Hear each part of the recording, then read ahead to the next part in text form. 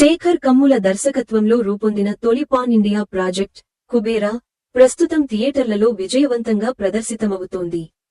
Shekhar Kammula next movie గురించి ఆసక్తికర వార్తలు వస్తున్నాయి. శేఖర్ కమ్ముల దర్శకత్వంలో రూపొందిన తొలి పాన్ ఇండియా ప్రాజెక్ట్ కుబేరా ప్రస్తుతం థియేటర్లలో విజయవంతంగా ప్రదర్శితమవుతోంది.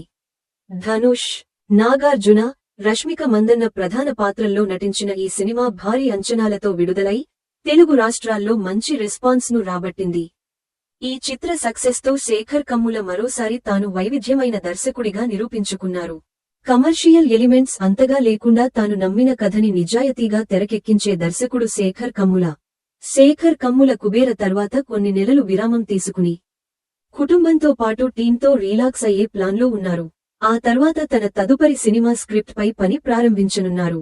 సోషల్ మీడియాలో వినిపిస్తున్న తాజా సమాచారం ప్రకారం శేఖర్ కమ్ముల తన తదుపరి చిత్రాన్ని నానితో చేసే అవకాశాలు ఉన్నట్లు తెలుస్తోంది.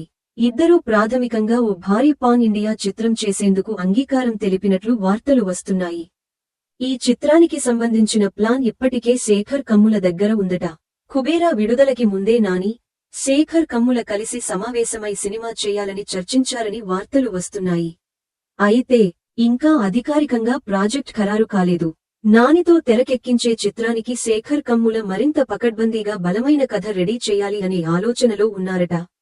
దానికి కారణం కుబేరా చిత్రానికి తెలుగు రాష్ట్రాలకు బయట పెద్దగా ఆదరణ రాకపోవడం.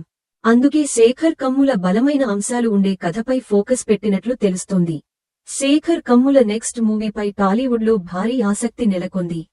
2 నెలల్లో ప్రాజెక్ట్పై అధికారిక ప్రకటన వచ్చే అవకాశం ఉంది. నాని చివరగా హిట్ 3 చిత్రంలో నటించారు. ఈ మూవీ మంచి విజయం సాధించింది. మరోవైపు నాని, శ్రీకాంత్ ఓదెల దర్శకత్వంలో పారడైజ్ చిత్రంలో నటించాల్సి ఉంది. ఇక శేఖర్ కమ్ముల ఆనంద్ చిత్రం నుంచి టాలీవుడ్లో ప్రత్యేకమైన దర్శకుడిగా గుర్తింపు పొందారు.